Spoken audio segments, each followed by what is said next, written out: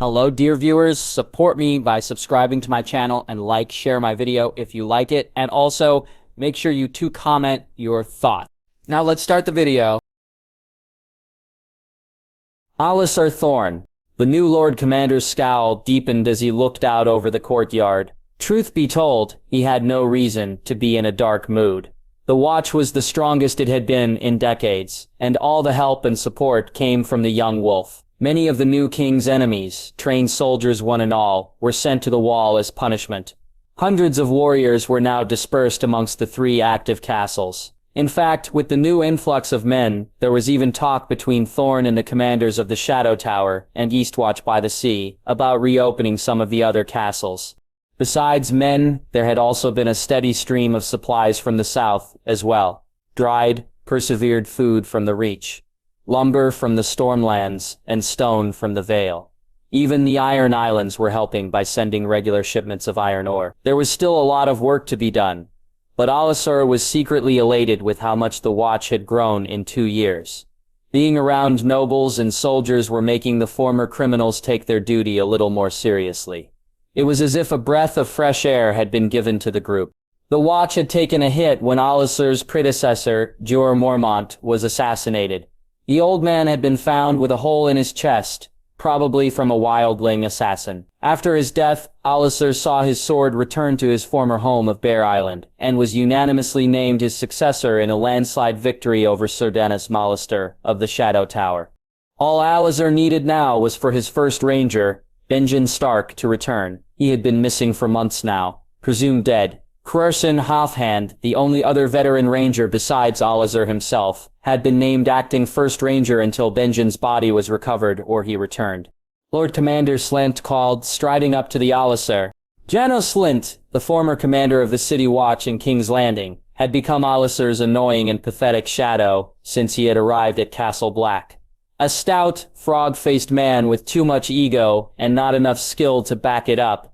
When he arrived, he did exactly what he did in the capital. He latched onto the most powerful individual he could find. Unfortunately, that happened to be Alliser. "So late," Alliser replied in his dry, humorless tone, that many in Castle Black knew by heart.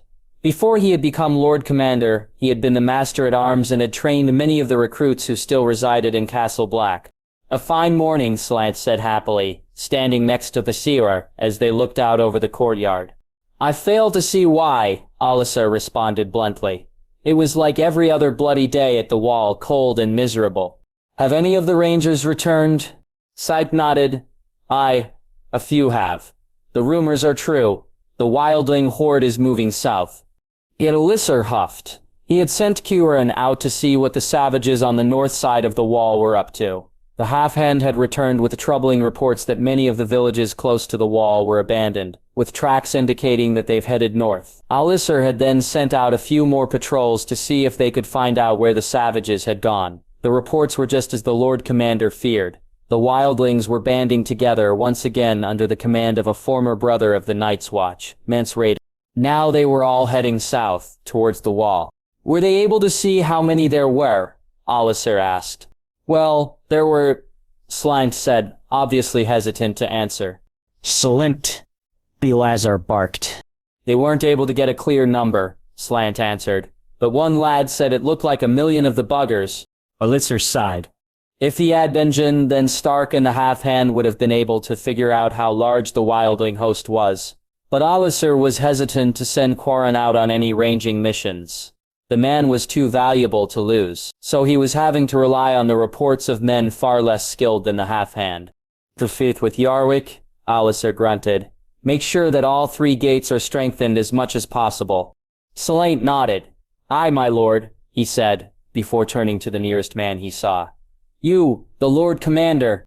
"I said you Slinen," Alliser barked. Janos Slint blanched slightly and nodded before walking off with a little less pomp in his step. The man was a toady and a coward, and Alliser had learned that much just by watching him spar with others. He stood on his ego too much, and had an annoying tendency to remind everyone of the fact that he had served as commander of the Gold Cloaks in King's Landing, and had powerful friends at court. According to some of the recruits from the capital, Slent had been the one to order the death of a baby in the city, who was still suckling on her mother's breast. Olisar was an anointed knight, and 2 decades ago, he would have killed Slent just on that fact alone. But after almost 20 years serving alongside rapists and murderers, what's one more sick, cruel, black-hearted man to wear the black armor of the Night's Watch? Olisar shrugged the snow from his shoulders and strode away from the banister, finding his way quickly to the maester quarters under the rookery. Chet, Maester Aemon's steward, nodded to the Lord Commander and opened the door for him. "Lord Commander," he greeted roughly. Olisar didn't respond, simply sweeping past him and into the warm room filled with books and chests. A brazier burned happily in the corner while Maester Aemon was hunched over his desk. "Lord Commander," Maester Aemon greeted softly, looking up from his work. The Maester of Castle Black was a small, bald, wrinkled man of 100 name days, whose eyes were clouded white from blindness. Despite his blindness and age, the man's mind remained just as sharp as it had been in his youth, and his advice was very valued in Castle Black. "Maester," Olisar greeted gruffly, "I would have your thoughts on some matters." Aemon put down his quill and rested his hands on the armrests of his chair. "What is on your mind?" "Reports have come in from the Rangers. The wildlings have assembled a vast army and now march south to attack the wall," Olisar explained. "How large is this army?" Aemon asked. "The lads weren't able to figure out, but it's quite large," Olisar grumbled, with annoyance. "One of them said it looked like 1,000,000. Aemon smiled slightly. "Quite a grim predicament, then. What is it that you want from me?" I wonder if I should send word to Winterfell and King's Landing," Olisar said after a moment, gritting out the words. Aemon nodded slowly. "You must let go of your hatred. Ned Stark nor his son are your enemies." Before Olisar had been a brother of the Night's Watch, he had fought for the Targaryens during Robert's rebellion. Instead of the Block, he chose to join the Watch. Ever since then, he had held special hatred in his heart for the Starks and Baratheons. Even now, when the Watch was receiving more help than it had in decades because of Robb Stark, he still found it hard to ask for help, with tens of thousands of wildlings marching on the wall. "Do you think the Wall or Castle Black can repel such a force?" the Daron asked curiously. Olisar hesitated once more in his response. He wanted to say that they could, but it was wishful thinking. The men of Castle Black would be lucky to repel one attack, much less an entire siege. They needed the armies of the south, or even that of the north, to prevent the wildling horde from breaking through the wall. "I do not believe so," Olisar admitted. "Will you send a raven to Winterfell?" "I will," Aemon responded easily. "I will also send one to King's Landing." "For what purpose?" Olisar asked as he got up. "Robb Stark is not Robert Baratheon, or Aerys. He is a man of the North, and a Stark. They have always supported the Night's Watch, and the son could offer more help than the father," Aemon explained. Olisar nodded. "I will bow to your judgment on the matter. Is there not more on your mind?" Aemon asked as Olisar moved towards the door. The aged knight stopped and looked over his shoulder at the old man, wondering if he truly had powers. He was always able to tell when there was something else weighing on a man's mind, but Olisar had no wish to share what was on his. "No, Maester," he answered before striding out. Benjen Stark.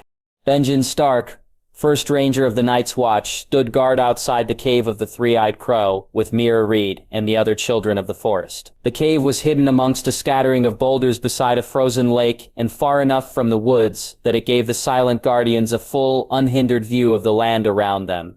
Benjen still couldn't believe the events that had transpired since he had left Castle Black over a year ago. He had been tracking a large group of wildlings, wondering why they had abandoned their village. Following them led Benjen to discover the massive wildling horde that was assembling close to the Frost Fangs. That's when Rattleshirt and a few other savages surprised the first ranger. The battle had been quick and fierce. Benjen had cut down 2 of Rattleshirt's men before making it to his horse and galloping off, receiving a couple of arrows in his back as a parting gift. Benjen's horse ran for a day through the haunted forest before the near-dead ranger was found by a mysterious figure. A gaunt warrior riding a massive elk, garbed in the mottled black and gray of the Night's Watch. Benjen barely remembered speaking with the man, but all he did remember was his name. Cold Hands. The mystery man had taken Benjen and his mount to the cave he currently guarded, leaving him in the care of the children of the forest, who cleaned and bandaged his wounds, but were unable to patch his armor. It was also the children who explained who Cold Hands was and his mission. His name was lost to time, and even the children of the forest didn't know what it was. He had been a ranger of the Night's Watch, though when he served is still unknown. He had strayed too far north and encountered another, apparently one of the few that remained after the long night. The other attempted to turn the man into a wight, one of the walking corpses that served the others, but the old gods had intervened and saved the man before he fully turned. That's how the children had found him. A half-dead, half-alive man buried in the snow, chanting, "Cold hands, cold hands." The children took the man under their protection and healed him as much as possible before sending him on his way. At first the man had attempted to return to the Night's Watch, but he found that he couldn't pass through the wall. After this, the man took on a new mission, to hunt down and destroy whites wherever he could find them, a mission he had been on for centuries. After Benjen had been given to the children of the forest, Cold Hands had grumbled something about finding another wolf, and came back a few days later, with Bran and his party of Hodor and the children of Howland Reed, Mira and Jojen Reed. Benjen had been overjoyed to see his nephew, but his happiness shattered as he heard of the boy's accident, the Ironborn taking Winterfell, and the Boltons raising it. He had then learned of Bran's purpose for being so far north. Apparently he was meant to learn how to fly from the three-eyed crow. Benjen Stark, a child known as Leaf, said, emerging from the cave, "He wishes to see you." The children were exactly how Benjen always imagined. Humanoid, small and slight in build, with mottled brown skin. They had large, cat-like eyes colored gold or green. They are graceful creatures who seem to always be listening to something, like there was a song in the wind that only they could hear. The ranger followed the child down into the cave, and it wasn't long till they found the main room, where Bran sat across from the three-eyed crow. The man, or the remnants of the man, were skeletal bones with snow-white skin stretched taut over them. He wore dark clothing that contrasted with his skin, and the red blotch that marked one side of his face. He had long white hair that reached the floor, and one good eye that had turned completely red. He sat on a weirwood throne that seemed to be in the process of enveloping the man completely. Benjen, as soon as he saw the man, knew who he was at once. Former hand of the king to Aerys, the Targaryen, and Maester Targaryen, before he was sent to the wall by King Aemon. The Targaryen, where he was sent to the wall by King Aemon the Targaryen, where he rose to the position of Lord Commander before mysteriously disappearing. In Westeros he was known as Bloodraven, brother to Demon Blackfire and Aemon. Better still. Benjen bowed slightly to the man. Bloodraven. Benjen Stark, the Green Seer rasped. "Do you know why I have called you here?" Leaf did not explain, Benjen responded. "The crippled wolf still has much to learn, but there is not much time left." Bloodraven continued. "There is something that you must know." Benjen glanced back at Bran, whose eyes had returned to normal, and was gazing at his uncle with the same grim, mature expression that the three-eyed crow always wore. It was the look of a man who had seen too much life, and certainly odd expression for a boy who was not yet 15. "What would that be?" Benjen asked curiously. "How to fight," Bran said simply. Benjen rested a casual hand on the hilt of his sword, a slight smile on his face. "Forgive me, nephew, but I know how to fight fine." "You know how to fight men," Bloodraven croaked. "No one but Cold Hands knows how to fight what is coming." "The wildlings?" Benjen asked. "The White Walkers," Bran answered. "They are returning." "The White Walkers are," Benjen started, before stopping himself. He could no longer call them a myth, not when he was in the presence of a child of the forest. If they were still around, thousands of years after the Andal invasion, then there was every chance that White Walkers were as well. "I will show you many things." "First Ranger," Bloodraven explained. "Take your nephew's arm." As if on cue, Bran raised his arm like he would if he were escorting someone. Benjen, still confused, knelt next to the boy and grabbed onto his arm, darkness quickly overcoming as soon as he did. "Break." Benjen came back to consciousness, Bran and Bloodraven standing on either side of him. They were on an island that was dominated by a black castle set at the base of a giant mountain. Stone dragons seemed to decorate every inch of the keep, and at the tallest tower flew the banner of House Targaryen. The ranger was so struck by the banner that he failed to realize that both Bloodraven and his nephew were actually walking beside him. "Where have you brought me?" Benjen gasped, staring at the banner. This is the present day, uncle, Bran answered. While you recovered, the final member of House Targaryen returned to Westeros and fought a battle with Robb. She did not win, but was allowed to live as the Lady of Dragonstone. We do not have time for this, Bloodraven said, walking towards the mountain. Come. The trio made their way around the mountain and onto the beach below it, where Bloodraven eventually led them to a cave. The sand was mixed with little pieces of black rock. One such piece caught Benjen's eye, and he stooped down to pick it up, only to discover that it was the remnant of an arrowhead. The children and the first men fought the others with dragon glass. What maesters call obsidian, Bloodraven explained, staring at a wall. Dragonstone is one such place where such a material can be collected. Why did they use it? Benjen asked, walking up to Bloodraven. When he saw what the ancient man was looking at, he gasped. It was a painting of tall, human-like figures painted in blues and whites, fighting against a band of men and children, all armed with black weapons. Even though it was a painting, Benjen felt a cold chill run down his spine, and a need to look around for danger, as fear took over his emotions.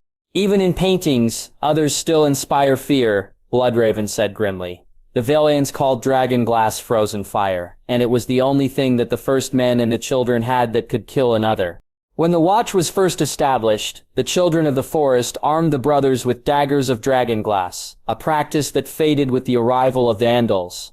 Bran explained, appearing quietly at Benjen's side. Bran had become very different since he had left Winterfell. When Benjen last visited his old home, the young boy had been a ball of energy, who was curious about everything, and wanted to climb everything in sight.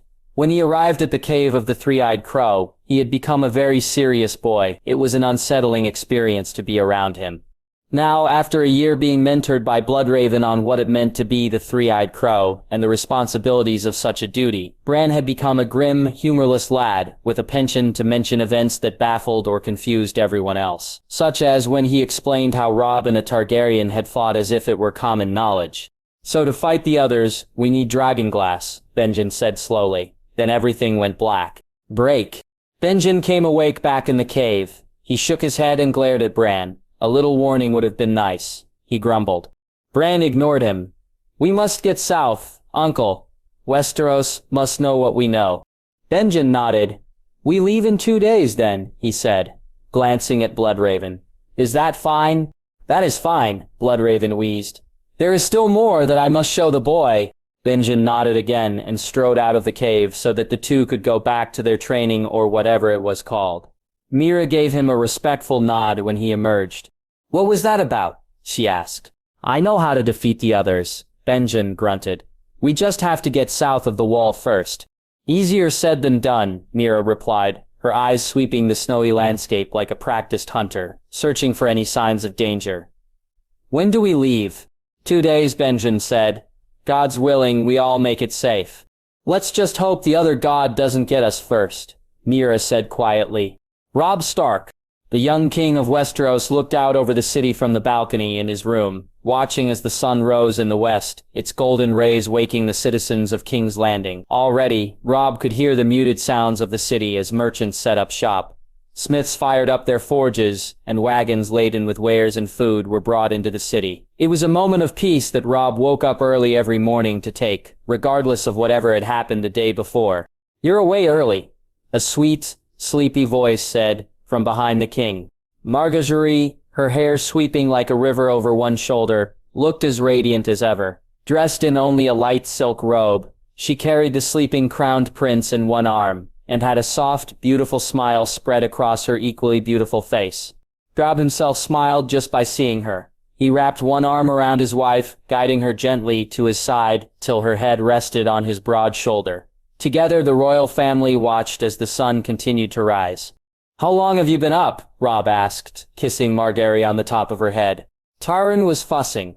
That's when I noticed that you were gone. Marjorie answered quietly, though I have noticed your absence for months now. Robb glanced down at her. Have you? I'm your wife. Do you think I wouldn't have noticed that you wake at sunrise every morning? Margaery jokingly asked. I see why. It is a beautiful sight. Not as beautiful as you, my love, Robb responded, kissing Margaery's head once again.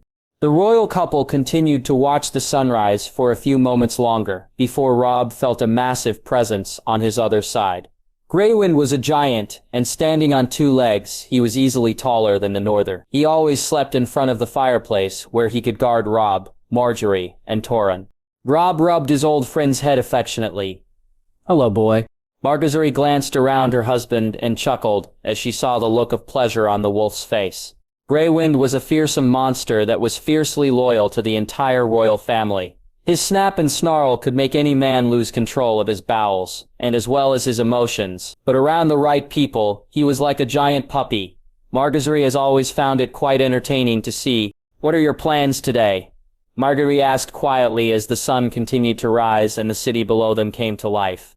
"After breaking my fast with my family," Robb answered, squeezing Margaery's body against his for a moment, "I will meet with the council. After that, Tyrion, Lady Anya, and myself will have another meeting with Maester Aemon about the crown's debt." Robb's first order since taking the crown had been tackling the debt that Robert and Joffrey had left it in. Thankfully, he had managed to erase the debt owed to the Tyrells and the Lannisters, thanks to Tyrion and Margaery, and the debt owed to the Faith had been voided with the destruction of the Starry Septon. All that was left was several small loans that Robb was easily able to pay off. Now he, Tyrion, and his mistress of coin were working with a representative from the Iron Bank on dealing with the crown's debt to them. "You must be looking forward to that." Margaery chuckled. Robb snorted. "I can hardly wait. After that, I have a few small meetings with your grandmother about Old Town, Lord Royce and the progress of King's Company, and Prince Oberyn with an update on Dorne. Then I can finally have lunch." Robb chuckled. "After lunch, I will hold court. After that, Samwell, Tyrion, and I will work through my ever-cluttered desk. Once that is accomplished, we shall have supper, and I am yours for the remainder of the night." "That is not a lot of time to spend with your lady wife." Margaery pouted slightly. "Must you meet with Prince Oberyn? Surely Dorne is fine." Robb shook his head slightly. "I want the Dornish to feel included in my reign. I do as you advise and allow Oberyn to ask for my help before giving help, but I nevertheless offer at the end of every meeting that I am at their service, should they need me." "I believe you showed that after the debacle at High Hermitage," Margaery replied. Robb chuckled. "A few months after the Battle of King's Landing, a rebel Dornish faction of Targaryen fanatics managed to take High Hermitage, a castle belonging to a house of landed knights loyal to House Dane. It was a precarious position for Prince Doran, as he did not want to make the faction martyrs to the rest of Dorne. When he saw no other option, he asked Robb for his help. Robb, Oberyn, and the King's Company traveled to Dorne with Daenerys and her two protectors of Sire Barristan and Sire Jorah. The Lady of Dragonstone hoped that she might be able to convince the fanatics to stand down, which is the only reason Robb agreed to let her come. In Dorne, they met with Edric Dane and his small host of men before they marched on High Hermitage. Daenerys spoke with the leader of the group, but after asking them to stand down and give up their mission, they had declared her a false Targaryen and had refused to stand down. Robb, along with his host of 2,000 men, had overpowered the rebels that numbered around 800 men. No Dornish warrior had taken part in the battle, except Oberyn himself, as the rebels had besmirched Prince Doran as weak and cowardly. It had been the Red Viper who had slain the leader in single combat, taking great pleasure in the kill. Peace in Dorne was restored after the storming of High Hermitage. As it turns out, many in the Desert Realm didn't stand with the rebels as they had no wish to go into another war with the young wolf. Prince Doran thanked Robb for not spilling any Dornish blood and for taking care of the matter personally. The two factions have had better relations ever since. High Hermitage was a start, Robb explained. Doran was loyal to the Targaryens for over 20 years, even going so far as to fight for the Lannisters to help them. What's the saying? Keep your friends close and your enemies closer? Do you consider Dorne our enemy? Margaery asked. Robb shrugged slightly. I'm still not sure yet, but I am determined to not make them such. The young king glanced down at his wife. Where do your feet take you today? I have meetings with Sarah Davos about ways we can help the city. I am also meeting with Tyrion and the architect from Volantis. Margaery answered. Ever since Margaery had stepped foot in the city as its queen, she had taken steps to ensure the safety, health, and happiness of its citizens.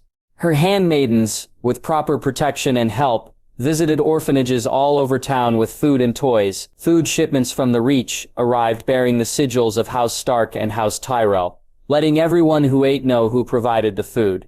Margaery, with the help of Ser Davos, had even written up a set of guidelines for the Gold Cloaks to follow.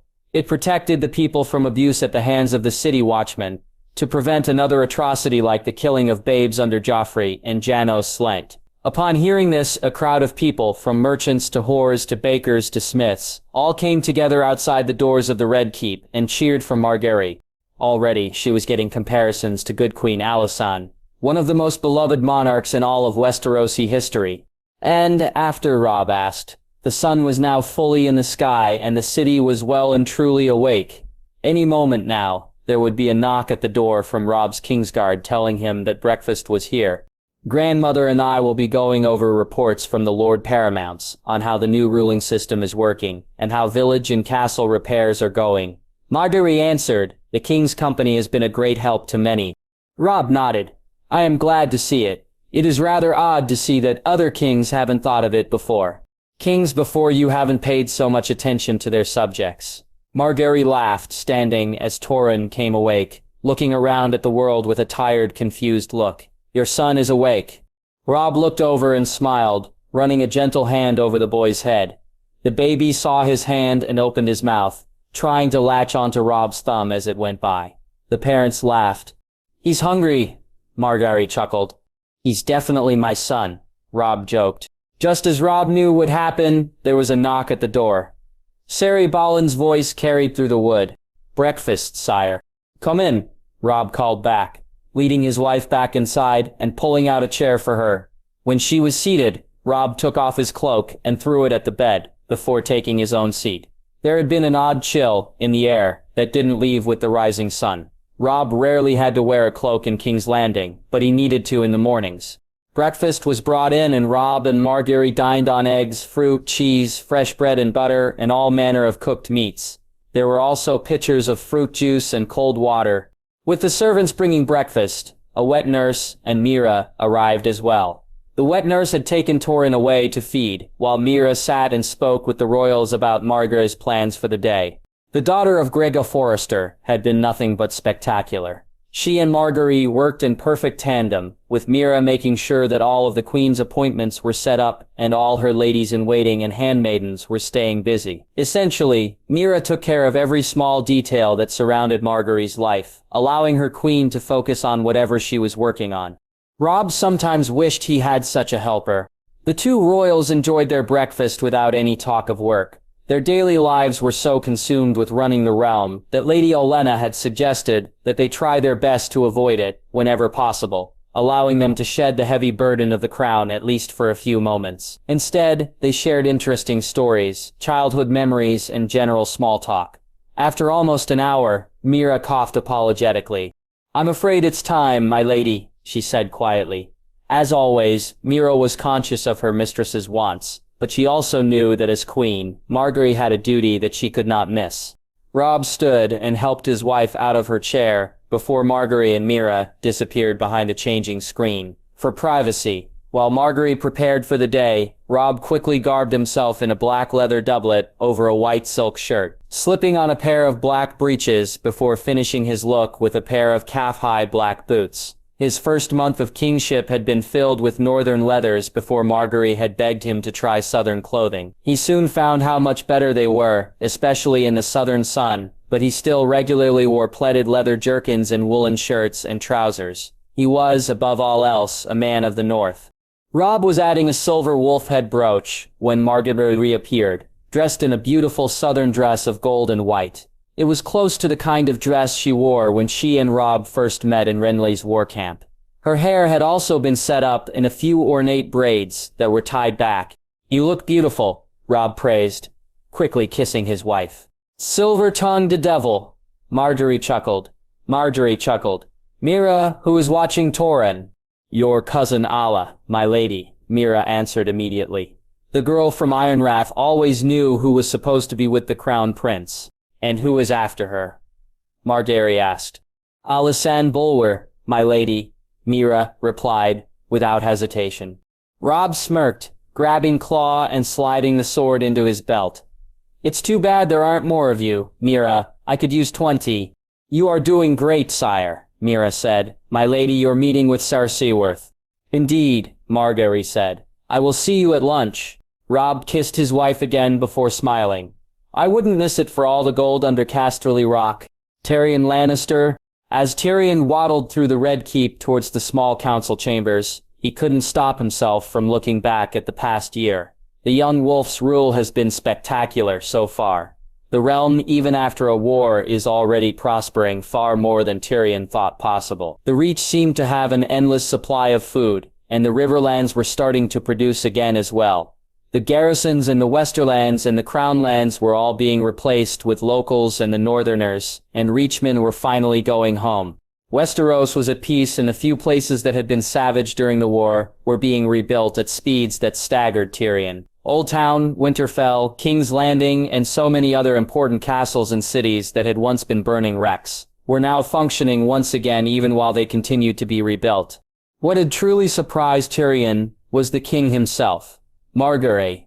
Taro was her grandmother's prodigy, and continued to prove it time and again with her shrewd diplomacy, but Robb Stark's work ethic and commitment to his people were truly astounding. He checked in every other week with both Tyrion and Oberyn, men who had once been his enemies, to make sure that their respective homelands were doing well. He was also receiving scheduled updates from his uncle, father, and sister in the Riverlands, the North and the Vale respectively.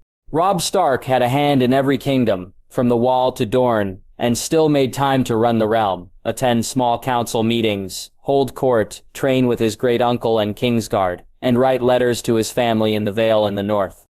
To a point, he was doing better than the last 4 kings combined.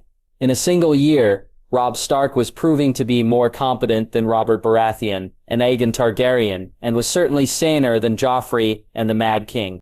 Tyrion finally made it to the small council chambers, finding his way to his seat while others on the council took theirs as well. Lord Royce and Lady Anya were chatting quietly to themselves. Lord Maester and Lord Tarly were talking about how the Iron Islands were faring. The Master of Whispers, Alec Reed, was no doubt swapping secrets with the Queen of Thorns, and the Grand Maester was quietly reading a book. It was a much better scene than Joffrey's small council meetings, where his so-called counselors were throwing thinly veiled insults at each other, all led by Tyrion's sister. "Good morning," Tyrion said pleasantly to the large man. The new Grand Maester was a bit of a hesitant fellow, but Tyrion had soon found that they both shared a love of books, and that's what they usually spoke about. "What are we reading today, Grand Master?" The man looked up from the text, a sort of surprised look on his face. Tyrion had also found that the man seemed to lose track of time and his surroundings whenever his head was buried in a book. It was amusing how many times the king had accidentally startled the Grand Maester at the start of meetings. "Orchmaester Tarvin's Glossary of Medical Knowledge," Samwell answered, glancing at the cover before answering. "Seems a bit on the nose, no?" Tyrion joked. Samwell shrugged. The Maester in Harvest Hall sent a raven asking about a peculiar rash he found on one of Lord Selmy's men. Tyrion raised an eyebrow. "Oh, and what have you found?" Samwell closed the book as the king entered, flanked by his Kingsguard commander, Brienne of Tarth. An abnormally large and extremely intimidating woman who was very skilled with the Valyrian steel sword she carried. "Perhaps another time," Tyrion said quietly, as the king and his commander took the last open seats. "Thank you all for being here this morning," the king said, greeting his council. He leaned forward and rested both arms on the table. "Lord Tyrion, what news is there?" Tyrion glanced at his notes. "I cannot say much, my lord. The rebuilding of Old Town and Winterfell is progressing well and should be finished on schedule if not earlier. As for King's Landing, the Queen and I are set to meet with Maester Aemon today to see where we can implement sewers through the city." The Queen had been most eager to make her mark on the city. She had hired a famous architect from Volantis, and with Tyrion's help, the 3 of them were currently looking at ways to better the city. The first thing the Queen wanted to be done was to rid the city of its stench. Tyrion and Maester Aemon were more than happy to accommodate her. The king nodded. "What of the Riverlands?" "Lord Edmure reports that the people are happy. Thoros and his men have crossed the region and are helping where they can, as you ordered," Tyrion answered. "Their job is much easier now that the bloody mummers are gone." Tyrion had been particularly happy to hear about that group being wiped from the continent. The company that his father had hired from Essos had been a nasty band of savages who had clashed several times with the Brotherhood without banners during the War of Five Kings. After Robb Stark took the throne, the roles were soon reversed. The Brotherhood became the king's company while the Bloody Mummers became outlaws. After months of tracking them and slowly whittling down their number, the last of the group, including their leader Vargo Hoat, had been trapped in the ruins of Old Stones and put to the sword. Very good. Anything else? Tyrion shook his head. No, sire. Nothing of dire importance. Thank you, the king said before casting his gaze on the Lady of Iron Oaks. Lady Anya, how much is our debt?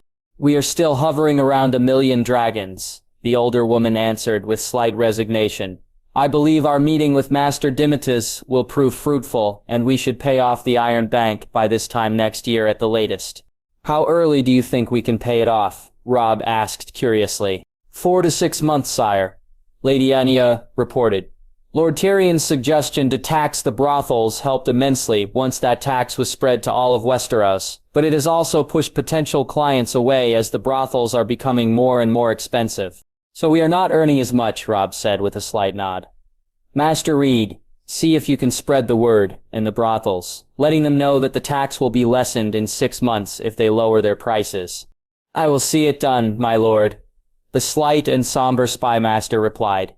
Alec Reed, a former member of the Company of the Rose, was like Varys in some ways and in other ways not. He did not play word games as the spider did, but he was still a mysterious man who seemed to always have an answer and had no problem accomplishing a task. Is there any way to make a little more money? The king asked, asking the question to the entire council. With your 5% rule, it has affected trade very slightly.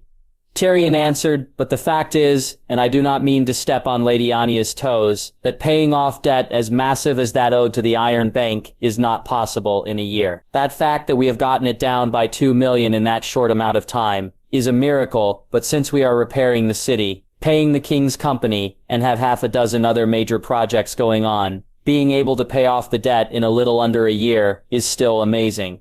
The king nodded. Tyrion found that, like war, the young king liked to move swiftly to deal with matters, which was great because it eliminated many potential headaches for both him and Tyrion. However, there have been occasions where the king has been too anxious to see progress, and Tyrion had to remind him that certain things, like paying off debt, took time. Lord Royce, how are Thoros and his men doing? Robb asked, continuing around the table. The king's company was not a sellsword company, but a group of mounted soldiers 2,000 strong, loyal only to the crown. It was the largest standing force that the crown could afford at the moment. It had been built around the remains of the Brotherhood without banners. After Beric Dondarrion had gone home, and Edric Dane had taken up his seat of Starfall, Thoros of Mer had taken leadership of the group. It currently traveled around the realm, dealing with bandits and helping people get back on their feet. Hedge knights and men looking for adventure alike scrambled to join the group following the king's announcement of its creation. The company communicated with Lord Royce through Messenger Hawk, an idea that the king had borrowed from Lord Hawker and his brother Bowden in the north. There have been reports from Lord Wellis about a band of pirates prowling around the mouth of the Mander. Thoros has sent Ser Felton flowers and 200 men to track down and take care of them. Other than that, all raiders and criminals that the company captures are given the same options: manual labor or hanging. Lord Royce rumbled from his spot down the table. Many have not chosen the noose. That is good to hear, Robb said. Send word to Thoros and tell him to offer them a chance to take the black. I hate to send more criminals north, but I have received encouraging reports from the last captain, who sailed to Eastwatch by the sea. The Night's Watch is growing stronger, slowly and surely. What is the state of the City Watch? Seaworth has an able band of warriors, Royce answered proudly. Any remains of corruption from Joffrey or Robert have been stamped out. Loyal and capable men have filled the ranks under the Onion Knight. I have heard rumors that Seaworth might soon retire. Lord Mollister asked curiously, have you considered his replacement? Royce shook his head. I have left that decision to Seaworth himself. I am not too worried. Seaworth has surrounded himself with good men. I was unaware that Seaworth was considering stepping down, the king said. It may be just a rumor, your grace, Royce answered calmly. After working with the man for a year, I am confident that he won't leave until the city is back on its feet and he has a suitable man to follow after him. This was how many small council meetings went. The young wolf would go around the table, receiving reports from his counselors. Then he would open up the table to discuss other issues, usually coming from the Master of Whispers. The meetings were very different from the ones Tyrion attended during Joffrey's reign. There was no bickering, thinly veiled threats, or subtle wordplay. The men and women in the chamber spoke plainly and with great respect to each other. The biggest difference was the king himself, who listened to each and every conversation, even if he wasn't a part of it. He was attentive and interested in all that was being said. The first king in over 20 years who was taking an interest in the affairs of his kingdom. "Lord Maester, how goes the rebuilding of the royal fleet?" Robb asked. The royal fleet under Joffrey consisted mainly of ships from houses in the Crown Lands. The Targaryen invasion has destroyed that fleet. The ships that had carried the Targaryen army had returned to Pentos after the battle, leaving the new king with no fleet and very few ships on the eastern side of Westeros. Thankfully, Jorah Fisher, another recently returned northern lord from the Company of the Rose, pledged half of his fleet, 25 Braavosi-built warships, to the creation of a new royal fleet. Those, along with another 50 ships from the dismantling of the Iron Fleet, gave Lord Maester a solid foundation to build from. Construction of 5 more ships have begun, my lord, 1 carrack, 3 dromons, and 1 longship. The Lord of Seaguard answered, "We should have them all done within a month, or more with the carrack." Tyrion had been down to the harbor with Lord Maester out of pure curiosity to see how the fleet was coming along. With this last carrack being constructed, that would give the man 30 of such vessels. The Master of Ships had told Tyrion that the carracks would be the iron heart of the fleet, plowing through the enemy while the longships and dromons herded them into the path of destruction. It was a good plan since each carrack was adorned with maneuverable scorpions, 2 at the stern and 2 on both port and starboard, a small maneuverable catapult at the bow, and an ironclad ram set just below the waterline. Given the size of the vessel, they were the only kind of ship capable of being equipped in such a way. Dromons were mighty in their own right, especially Seaworth's ship King Robert's Hammer, but a fully equipped carrack could take on 2 or 3 dromons by itself. "When do you feel like the fleet will be at full strength?" Robb asked. Maester checked his notes. "With the ships being built now, that will give us 30 carracks, just under 30 dromons, and close to 100 longships. I say another half a year, 4 months at the earliest, should see us in good stead." "Very well," the king said. "Lord Tarley, anything to add?" The Lord of Lancefort shook his head. "No, sire." The new Lord of Lancefort did not have much to do in the past year. He did spend a few months in the Vale and the Reach, testing out his and the king's ideas. It involved lords training their men-at-arms every other month to ensure better quality troops when marching to war. The king and the Master of War were also toying with an idea about creating a standing army, but an idea like that would need a lot of funding and planning, and so the idea was just that at the moment, an idea. "Brienne," Robb said, looking to his final advisor. "Idion has compiled a list of what he needs, as well as what it may cost." Commander Brienne answered firmly. "It has been copied and given to Lady Waynwood." Tyrion couldn't help a smile from touching his face. Tyrion Hawker was the commander of the king's household guard. 500 knights and warriors from all across Westeros, save for Dorne, the Iron Islands, and the Westerlands. The group of soldiers had adopted the name the Wolf Guard. Every warrior was hoping for a grey cloak, and the knights were asking for a single pauldron in the shape of a snarling wolf. Tyrion could imagine what they would look like, and was impressed. The king looked towards his mistress of coin. "Lady Anya, can the crown afford such a luxury?" The Lady of Ironokes shook her head sadly. "I'm afraid not, my lord. After the debt to the Iron Bank is paid off, perhaps, but it will take some time before I would be comfortable with such spending." "Of course," Robb said with a nod. "My lords, my lady, I open the meeting to you all. Is there anything that you feel should be discussed?" "The free cities are still not happy with us," Alec Reed said. "Many of the mercenary companies have banded together to survive, making them a rarity and extremely expensive for free cities to hire." "What cities still trade with us?" Tyrion asked. "Revaus Pentos, Norvos, Lorath, Cohor, and Volantis." Master Reed answered. "Mer, Lys, and Tyros are the only ones who are angered. The other cities have armies of their own, and don't rely too much on sellswords." "Is there anything that can be done to improve our relations?" the king asked, glancing at Tyrion. "I'm afraid not," Tyrion answered. "We did not do anything wrong, my lord. The three factions will get over their anger eventually, as the companies rebuild themselves. There is no shortage of swords for hire in the eastern continent. What of Varys? Robb asked. The spider remains in Pentas, Reed answered. He is a guest to Illyrio Mapatis, his old friend. Tyrion wasn't happy that Varys was still alive. The eunuch had been a spy in the court of Joffrey, and Roberton had set up the downfall of Tyrion's house. After the Targaryens had been defeated by Robb, Varys had shipped himself off to Essos to live comfortably with his friend Mapatis in Pentos. The only reason he would be there would be because the Targaryen girl no longer trusted him, and that was some good news that Tyrion held onto regarding the former Master of Whispers. He's still dangerous, Tyrion warned. His power in Westeros is strong, but since he is no longer on the continent, I have been able to turn more of Baelish's agents than he has, Reed said. I do not disagree that he is a threat to the realm given that knowledge is power, but he has no backing other than that of his friend. Daenerys Targaryen no longer trusts him. Why is that again? Lord Maester asked. He is the one who set up the betrothal between her and Aegon, Reed explained. She blames him for the ensuing battle with his grace, because he vouched for the Golden Company, Aegon, and Jon Connington. We all know their part in the attempt on the king's life. Keep an eye on him, the king ordered, although it was an order that Reed has been following ever since the spider had fled the capital. What else is there? Your Grace, I have heard reports of wildlings massing beyond the wall, Alec Reed said. The king raised an eyebrow. Has a king beyond the wall been named? Rumors are that it is a man named Mance Rayder, a former brother of the Watch, Reed answered. A few savages banding together isn't too much to worry about, Lady Olenna said, speaking for the first time. She did not have an official seat on the council, but she served as a royal advisor, a position that Jon Stark had shared with her before he had left to take up his seat in the north. I fear that it may, my lady, Reed replied grimly.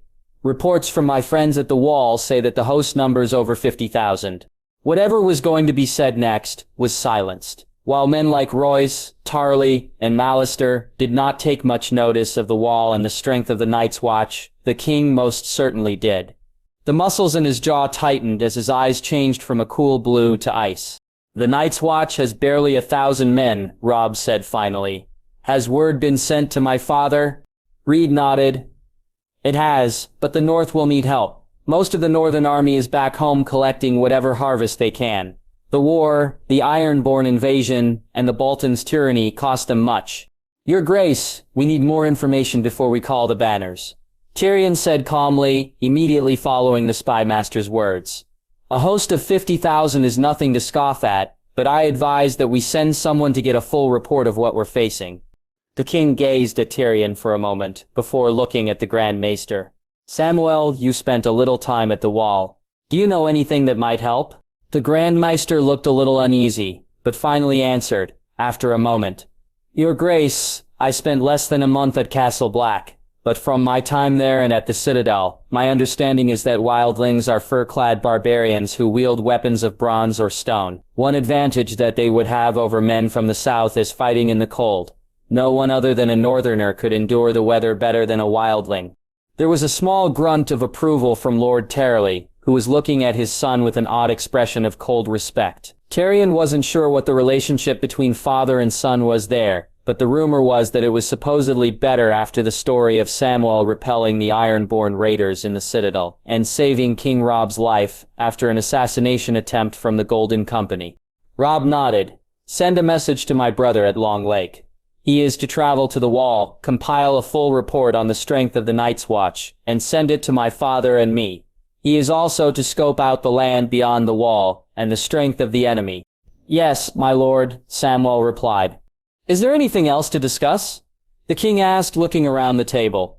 When no one spoke up, he got up, his Kingsguard right behind him. Very well. The council is adjourned. Jon Stark. The castle was named Long Lake, for obvious reasons.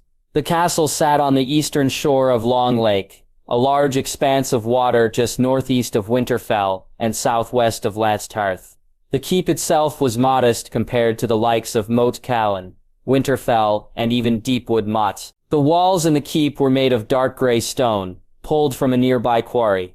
Jon hadn't seen the original keep, as he had been in the south with Robb while construction had been going on, but the original layout had been like the ring forts of the first men, with the main hall in the center of a ring of spiked logs. The new castle was constructed in the same fashion, with a stout keep surrounded by 4 walls, a tower at each corner. Jon's banner, a white wolf running across a field of black, flew over the keep. "Look at that bud," Jon said, speaking quietly to the massive albino direwolf at his side. "We're home." Jon, on his return from King's Landing, had stopped by Winterfell, where he visited with his family and helped Sir Meckle, the new master-at-arms, train Rickon. He had also had many good spars with Arya, helping her adapt her style of fighting against the Westerosi fighting style. Jon was by no means the best warrior in Westeros, but between him and Sir Meckle, Arya was certainly learning a lot between the two battle-hardened warriors. One of the best parts about being in Winterfell for Jon was being able to sit at the high table with his father and the rest of his family. Arya, who has always been smarter than her age, knew how much it meant to Jon to sit with them after being demoted to the low tables with squires and stable hands all his life. There was a slight knoll that rose under the road as it led towards Long Lake. It was an appropriate place to stop before finishing the journey. It had been a long time since Jon had been able to call a place home. Winterfell had been his home for so long, and then he had given it all up to become a brother of the Night's Watch. He had given that up as well to fight by Robb's side, and so he hadn't had a true home for over 2 years. But now he did, and that one thought caused a smile to take over his face. Together, the black-clad rider and the white wolf finished the rest of the journey at a relaxed pace, nodding to the workers and villagers as they passed through the small village that had been erected just outside the castle. Because the builders had spent so long on the castle, they had moved their families as well, them along with men and women who had once been thralls on the Iron Islands, created a small community that had all the necessary members: a blacksmith, a tanner, a couple hunters and fishers, and more than a dozen craftsmen and farmers. "Lord Stark," one man greeted, as Jon and Ghost entered the courtyard. He was heavy-set with heavily muscled arms and shoulders. "I am," Jon said. "You are?" "Fergus, my lord," the man answered. "I've been supervising the construction of the castle for you and Lord Stark in Winterfell." "You've done a great job," Jon praised with a smile. "You and your men will be handsomely rewarded." Fergus and his builders had done an impressive job for how short-staffed they were. Most of them came from Winterfell, or Moat Cailin, both of which were under heavy construction. The fact that they were able to tear away the rotting wood of the old structure and erect an entire keep and battlements in a year was nothing short of miraculous. "That's very kind of you, my lord," Fergus said with a grin. "Some rest after a job well done is exactly what they deserve." Jon clasped arms with the builder, before striding towards his keep, where his maester was waiting in the doorway. Maester Aemon was an older man, late 60s, with steely gray hair and stubble. He wore a chain of many common links, but still wasn't as impressive as Lewin's, the late maester of Winterfell. He had been sending Jon regular updates on the construction of the keep. "Erwin," Jon said, walking up to the man, who gave a slight bow in response. "My lord, I have found many interesting things that you might want to have a look at," the maester said, skipping the small talk. Jon nodded, and together the two men made their way to the Lord's Solar, where a few messages and books neatly covered Jon's desk. While Ghost stretched out next to the fire, Jon sat behind the desk and immediately began to open up and read the messages with Erwin hovering over his shoulder. Many of the messages were from lords throughout the North and the Riverlands, offering their daughters or young sisters as marriage prospects for Jon. Ever since Robb had verified Jon's status as a Stark, many nobles had subtly, or not too subtly, been hinting at who Jon might marry. Many nights in King's Landing, Jon sat with Lady Olenna, who took great amusement whenever the subject was brought up. Jon glanced over every message he received, setting aside the ones about marriage prospects. Soon, he was left with a small stack of messages regarding things that were important. The first one Jon picked up was a raven message from King's Landing. It read, "Jon, Noenit's help. Send her upper to WF and KL. UID Robb." Jon raised his eyebrow and handed the maester the raven scroll. "Do you know anything about this?" Erwin shook his head. "The raven arrived this morning, my lord. I haven't heard much from the Night's Watch." Jon took the message back, a thoughtful look on his face. "The situation has to be serious or else Robb wouldn't be sending me." "Shall I have your horse saddled?" Erwin asked. Jon shook his head. "No, it's fine. I'll leave in the morning. What else is there to look at?" The last few messages weren't of grave importance, and Jon was able to draft replies in a few minutes, handing them to Erwin. Maester, You said that there was something that I needed to see, Jon asked, pouring himself a drink. The Maester nodded quickly, and dropped the scrolls into a small pouch in his robes, before moving over to a side table that was stacked high with books. The Maester grabbed them now and put them in front of Jon. Some of the builders found them while replacing the foundations. They were hidden in a lower room, set under a hidden trapdoor, in the back of where the Great Hall would have been. Erwin explained, pulling a slip of parchment from the book at the top of the stack. There was a note saying that they were from Winterfell, left here by a man named Luwin. Jon sat straight back in his chair, snatching the parchment from the Maester. He wasn't wrong. He recognized Luwin's handwriting. It was shaky, but it was undoubtedly the old Maester's. Jon wondered why Luwin had hidden the books. The message said simply that the books were invaluable and belonged to House Stark. That was curious to Jon, because Luwin was a jealous guardian of every book within Winterfell, and would have demanded that the books return to the castle, not to the Starks. Do you know what these say? Jon asked eventually, looking up at Erwin. The Maester shook his head. A lot of it was written in the language of the First Men, he answered with a slight tone of annoyance. It is rather odd, because the language of the First Men has mostly died out in Westeros, except for the clans in the Vale and here in the north. Jon tapped his desk. Get a messenger to Hugo Wall. Hopefully he knows someone who can translate these books. Yes, my lord, Erwin said with a slight bow. Do you want me to transcribe the books? Jon gazed at the books. No, see if you can work out the title of the books, perhaps what they may be about. If they are important, send them to King's Landing, to the Grand Maester. Forgive me, my lord, but why? Erwin asked. If it's truly important, then Sam and Robb need to know, Jon said, getting up from his desk and casting the marriage proposals into the fire beside Ghost. I was in King's Landing for a year. Neither there nor the Citadel had very much knowledge about the First Men. These books are all written in the language. With them in King's Landing, they can be transcribed quicker there and be of more use. Erwin bowed. Of course, my lord. Jon nodded, still feeling Erwin's confusion and quiet annoyance. He probably felt that Jon was passing him over at a chance at a huge academic achievement for others. Jon certainly wasn't.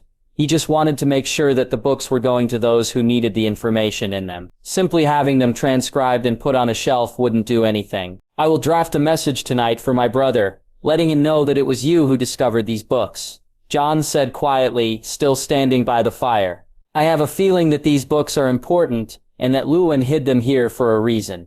Erwin, surprised by Jon's honest admittance, looked a little shamefaced and bowed again. Of course, my lord, thank you. Think nothing of it, Jon said. Can you let the kitchens know that we will have a feast for the builders and their families? No need for anything fancy. A good hot meal and good ale will be enough. Erwin bowed again and left, leaving Jon and Ghost alone. When the Maester closed the door behind him, Jon looked down at the wolf, who was looking back at him with blood-red eyes. I'm not crazy, am I? Jon asked the wolf quietly. Having those books sent Robb? Thankfully, Ghost didn't respond. Jon sighed and ran a hand through his hair. I have a strange feeling that those books contain something. Something important. I don't know what, but Luwin wouldn't hide them there for no reason. Besides, how could he have gotten to them in the first place? Osha said that Tien brought them straight from the cells to the crypts. There's no way that Luwin could have gotten to the library and collected them so fast. Luwin was also asleep when the Ironborn took Winterfell, and so he couldn't have hidden them then. Realization suddenly dawned on Jun. Unless they weren't in the library, what if they were in the crypt? He asked aloud. It answered the question of how Luwin got his hands on them, but not why they were in the crypts in the first place. Also, Jon had been in the crypts dozens of times and had never noticed books anywhere. He glanced over his shoulder at the books. They were all in good condition, each about the thickness of 2 or 3 shields stacked one on top of the other. Their titles were written in the runes of the First Men. He knew that Sam would have a great time deciphering the books. Jon shook his head. Robb and Sam will know what to do with them, he said quietly. I have my mission.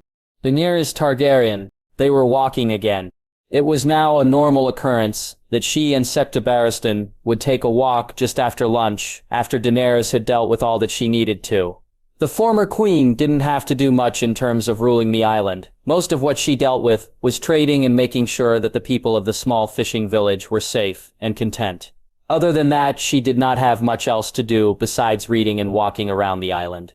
Her walks had started as a way to deal with her frustration. Ser Barristan always followed her, and after storming out a few times, Daenerys began conversations with the old knight to keep her mind off her anger. Now their walks were a part of their daily routines that she secretly looked forward to. She would ask Ser Barristan for advice, information about Westeros, and about his time as a Kingsguard for her family. His thoughts in general, they were always peaceful, pleasant conversations that helped Daenerys relax. Many of their first daily walks had been Ser Barristan helping Daenerys come to grips with losing her crown. She had been raised believing that she was Westeros's rightful queen, that lords and ladies would flock with their armies to her banner, and together they would help her defeat all other false claimants. Instead, no one had flocked to her banner as they had all declared for Robb Stark, a successful and just ruler who came from an old and respected house. For the first few months, Daenerys struggled with the idea of taking the second chance Robb had given her to take her revenge, or to do as he suggested, and turn House Targaryen, which would be over with her, into a house that did some good in its final years. Ser Barristan had helped Daenerys see that both she and Robb wanted what was best for Westeros, but that he was better suited to rule. Daenerys could still do good, just as she always wanted, but Robb had been declared king by almost all of Westeros, and there was nothing she or her dragons could do to change its mind. After she had accepted her fate, she was beginning to see just how amazing Robb and his queen were doing. Trade was increasing, much of which was stopping by Dragonstone, and according to the occasional note from Varys and Pentos, the rest of Westeros was prospering as well. Cities and castles that had been hit hard by the war were quickly being rebuilt, and the changes that Robb Stark had instituted were a huge success throughout Westeros. Daenerys looked around as she and Ser Barristan walked. The sea spread out around them like a gray-blue blanket, the island a green and black dot in the middle of it all. Dragonstone was not a large island, with most of it dominated by the castle and the mountain, but there was a certain rugged beauty to it. It felt like home to Daenerys, a feeling she did not have in King's Landing. "How are Drogon and Rhaegal?" Ser Barristan asked kindly, his hands clasped behind his back as they walked. He no longer wore armor. His Kingsguard armor, which he was ready to throw into the sea, now resided in the White Sword Tower, as a tribute to one of the greatest Kingsguards in existence, a favor asked by Robb Stark's commander, the warrior woman Brienne. Now, he wore a sleeveless leather tunic, belted at the waist, over a wool shirt. As always, he had his sword at his side. "They are still inconsolable," Daenerys answered sadly. "Ever since the death of their brother, Visecton, Daenerys' last two dragons have kept to themselves, residing in a cave high up on the mountain. They only left to stretch their wings and were fed 3 times a day, when sheep were led up to their cave by Unsullied." Daenerys had tried to coax Drogon from his black mood, but he had snarled at her and turned his back, making it very clear that he wanted nothing to do with her. As Daenerys regarded her dragons as her children, Drogon's rejection had hurt her deeply. Rhaegal hadn't been as bad as his brother. For the first few months, it had almost been like Rhaegal was searching for something. But a few weeks ago he descended into the same black depression as Drogon. The green and bronze dragon was beginning to vex Daenerys. "I'm sure they'll be better soon," Ser Barristan said. Ever the optimist. "They just need time. They are young, after all." Daenerys smiled slightly at the old knight as they walked. "What do you think of King Robb's Kingsguard?" Ser Barristan raised an eyebrow, clearly surprised by the question. "His Kingsguard? They are good warriors and good people." "Are they as gifted as my father's Kingsguard?" Daenerys asked, making idle conversation. Ser Barristan shook his head. "I do not believe so, my lady. They are talented warriors, who are said to have fought well against the Lannisters, but none I would say are as deadly as Ser Arthur, Ser Geralt, or even the Kingslayer." "The Kingslayer?" Daenerys asked. "I thought you said that his page in the White Book was practically empty." Ser Barristan nodded. "It is, but he is a pure natural with a blade. My lady, if things had been different, had he not sullied his cloak with his sister or had the war not started, I am sure he would have died as one of the most talented and respected knights of the Kingsguard." "High praise," Daenerys said, slightly surprised. "He was a great warrior, but his lack of judgment destroyed him in the end." Sarah Barristan sighed. A fate many men share. Men like my brother Rhaegar? Daenerys asked suddenly, stopping and turning to look at the knight. Barristan stopped as well. My lady, what is wrong? This is the first time in over a year you have mentioned your eldest brother. Daenerys tilted her head and continued to walk, Sarah Barristan immediately falling in step with her. As much as I try not to, I can't help but wonder what compelled my brother to abscond with Lyanna Stark. I know that he was obsessed with a prophecy, and I have read the words myself, but I fail to see his reasoning. Sarah Barristan considered her words for a moment before responding. I can't say that I know your brother's mind. I was not with him when he committed his acts. The men who were closest to the Bard Prince were Jon Connington and Ser Arthur, both of whom were dead, Daenerys said dryly. Though I do question if Connington knew my brother as much as you say he did. He looked quite enraged when Robb Stark brought up Rhaegar's affair with his aunt. Barristan shrugged, looking a little uncomfortable. Connington was always loyal to Rhaegar, more so than any man I had ever seen. It was very close to obsessive. Daenerys nodded slowly. Nevertheless, Rhaegar feared that a great darkness, an evil of some kind, was bearing down on Westeros. He believed so much in the prophecy about the prince that was promised that he tried to make it come true. A prince and his song of ice and fire. Daenerys then stopped. The two had somehow managed to find their way down to a secluded section of beach at the base of the mountain, and below the eastern wall of the castle. But all Daenerys could do was look out at the waves. My lady? Ser Barristan asked curiously. Rhaegar had another child, Daenerys said slowly. Another child? Ser Barristan asked, now very confused. Who? A child with Lyanna Stark. A child born of rape. Daenerys practically spat. After the Battle of King's Landing, Eddard Stark sought me out after speaking with you and told me so himself. He said that my brother got Lyanna Stark with child and raised them without telling them who their true parents are. A child of ice and fire. Stark and Targaryen. Sarah Barristan's face paled. Lord Stark never spoke of any child. The topic of his sister was highly discouraged around him. As long as I've known Lord Stark, he's never mentioned his sister. He admitted to me, to my face, that there was a child born between my brother and his sister. Daenerys said, not sure why she was getting passionate about this. Sarah Barristan simply looked at her, not sure how to respond. After a moment, he shook his head. My lady, because they had a child does not mean that they are the prince that was promised. Daenerys turned to look at the elderly knight. Perhaps you're right. Sorry, I'm rather annoyed with myself that it took me so long to figure that out. It's all right, my lady. Though I am not surprised that it was such a secret, he probably feared that Robert would kill the baby, simply for being Rhaegar's. Sarah Barristan said easily as they continued to walk. Lord Stark's words exactly, Daenerys said. The two continued their walk down the beach, circling the base of the mountain until they reached the western side of the island. They soon reached two paths, one leading down towards the village and harbor and the other leading up towards the castle. For whatever reason, Daenerys looked back over her shoulder at the beach and noticed for the first time a cave. Sarah Barristan, has there always been a cave here? She asked, turning around fully. Sarah Barristan turned also, looking just as confused. I never noticed one. Together, the two walked towards it. The opening was indented in the rock face, and so the opening was barely noticeable, looking more like a crack until you looked harder and saw the opening. It was wide enough for two people to walk shoulder to shoulder and widened the deeper it went. The floor was made of sand and rock, but something on the floor caught Daenerys' attention. She bent down to pick the object up, curious as to why it was shining. At first, she thought that it was a piece of metal, until her hand touched it, and it felt more like rock or glass. Sarah Barristan?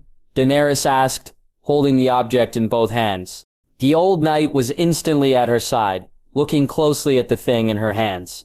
We need more light, my lady. We should step out. When they were back on the beach, Daenerys handed it to Sarah Barristan, who got a proper look at it. It was a black shiny rock that was shaped almost like an arrowhead. It was thin and sharpened like a broken triangle. What is it? Daenerys asked. Sarah Barristan narrowed his eyes slightly as he regarded the object. It looks like a broken arrowhead, my lady, made of dragon glass. Dragon glass? Sarah Barristan nodded. A rock made from fires in the earth. According to maesters, it can be as sharp as steel, but it is brittle. The children of the forest used to make weapons with it, and it is also said to have magical properties, if I remember correctly. What is it doing on the island? Daenerys asked. Ser Barristan shook his head, glancing back at the cave before looking at Daenerys. I'm unsure, my lady. Perhaps Maester Pylos can be of more help. I'm sure he would also like to take a look at the cave. Daenerys nodded. Very well. Let's fetch Pylos. Mance Rayder. The king beyond the wall hid in the back of the smoke-filled tent, quietly strumming his lute while the three warriors around the fire bickered. They were the top war leaders among the free folk. Two had challenged Mance as potential kings, beyond the wall, but the former crow had beaten them both before they finally submitted and pledged loyalty to him. Three others had challenged Mance as well, but they did not sit around the fire. They were buried under the soil and snow. The Lord of Bones, also referred to as Rattleshirt by the men of the Night's Watch, was the smallest of Mance's captains. He was not a particularly handsome man, but not many saw his face due to the giant skull he used as a helm. Bones of animals and humans were sewn together for the raider's armor, which rattled when he moved, hence the name Rattleshirt. He was a cruel, sly man who, like all wildlings, totally distrusted the Night's Watch. Styr the Magnar of the Thaws was one of the fiercest warriors Mance had ever fought. The two had fought 3 times before Styr had eventually pledged his support to the former crow. He was a tall, lean man with a shaved head and no ears. He wore a shirt of bronze scales and wielded a weirwood spear tipped with bronze. He ruled the Thans with an iron fist and commanded nothing but utter obedience from his men. Mance counted himself lucky to have the man's support. The Thans were one of the better armed and armored clans who were fierce and disciplined fighters. Mance's third and final captain was a man known as Tormund Giantsbane.